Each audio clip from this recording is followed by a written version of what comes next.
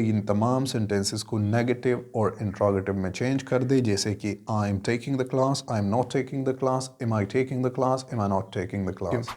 Hello beautiful people, as you already know that in this series we are going to talk about the usage and the structures of the tenses.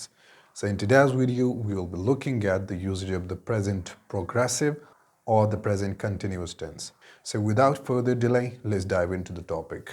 अच्छा, तो आज हम present progressive tense के बारे में पढ़ेंगे. ये बात जहन में याद रखें कि प्रेजेंट प्रोग्रेसिव और प्रेजेंट कंटिन्यूस दोनों एक ही डैश डैश डैश का नाम है. अच्छा, स्ट्रक्चर वाइज अगर हम इसको देख लें, जो एक्सिलरी वर्ब्स होते हैं या हेल्पिंग वर्ब्स दोनों एक ही बला का नाम है.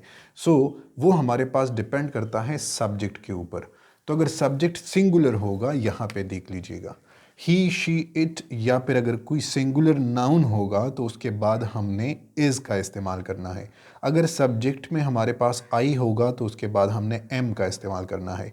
वी, यू, दे, या फिर प्लूरल प्रोनाउंस जैसे कि असलम एंड अकरम, तो अगर हमारे पास उसका सब्जेक्ट प्लूरल होगा तो फिर हमने आर का इस्तेमाल करना होगा. यहाँ तक ये कन्फ्यूजन क्लियर हो चुकी होगी. टॉपिक पे आते हैं. तो स्ट्रक्चर में सबसे पहले हमारे पास affirmative sentences, all those sentences in which we are going to talk about doing something, जिसमें हम काम किया करने का जिक्र करते हैं. सब्जेक्ट, उसके बाद एज, एम, आर डिपेंड करेगा. सब्जेक्ट प्लूरल होगा तो फिर हम आर का इस्तेमाल, सिंगुलर होगा तो फिर एज, अगर आई होगा तो फिर एम.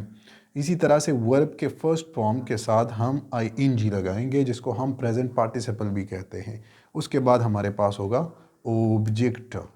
नेगेटिव और all those sentences in which we are going to negate to do something, जिसमें हम किसी काम के करने का इनकार करते हैं कि हम ऐसा नहीं करते, वो ऐसा नहीं करते. तो उसी स्ट्रक्चर में हम सिर्फ ऊपर वाले स्ट्रक्चर में हम सिर्फ एज, एम, आर के बाद नॉट लगा देंगे, और बाकी वही वाला पट्टा पुराना किस्सा है कि आपने किस तरह से इसी स्ट्रक्चर को फॉलो करते हुए हमने सिर्फ इसमें नॉट का इजाफा कर देना है right up to the helping verb. तो ये हमारे पास नेगेटिव में चेंज हो जाएगा. इसी अफर्मेटिव सेंटेंस को इंट्रोगेटिव बनाना एक इंतहाई आसान काम है कि इसके helping verb as am are को स्टार्ट में लिख देंगे, और बाकी का जो ये वाला स्ट्रक्चर होगा जो अफर्मेटिव में होगा वही हमारे पास इंट्रोगेटिव बन जाएगा.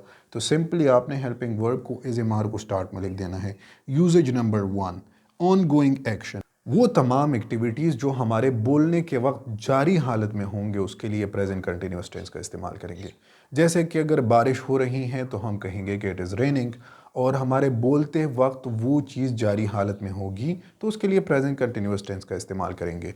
तो यहाँ पर usages number 1 ongoing action. Usages number 2 a temporary situation.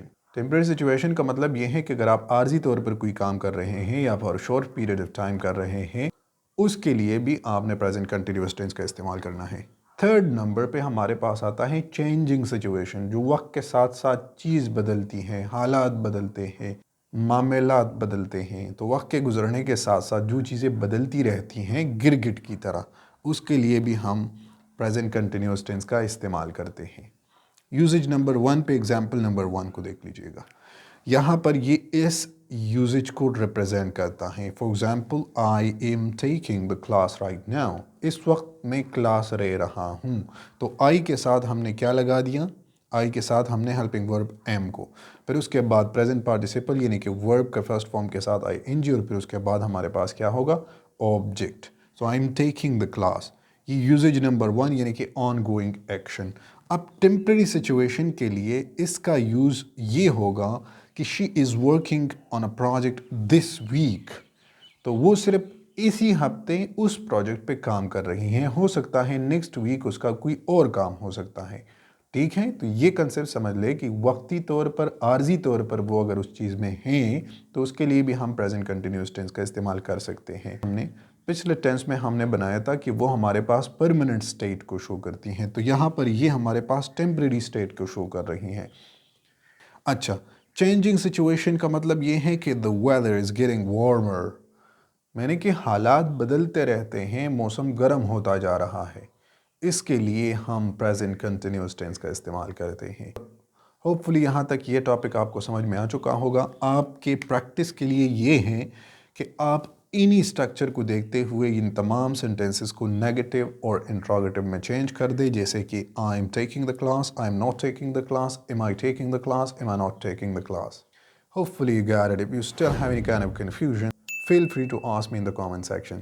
That's it for now. See you in the next video. Allah Hafiz.